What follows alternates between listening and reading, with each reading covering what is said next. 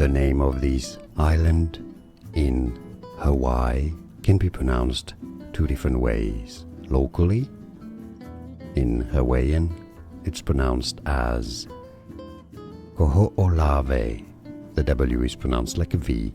Kahoolawe. Some say it skipping the okina, the little apostrophe in the middle, as Kahoolawe or Kahoolawe.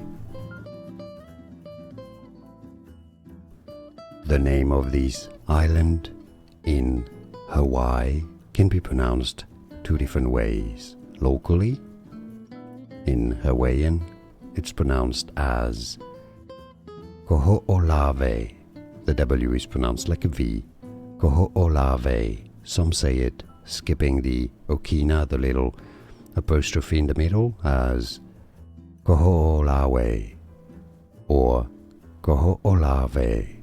Here are more videos on how to pronounce more confusing words and names too many mispronounced. Like this video if you found it useful. I appreciate your support. I'll see you soon and thanks for watching.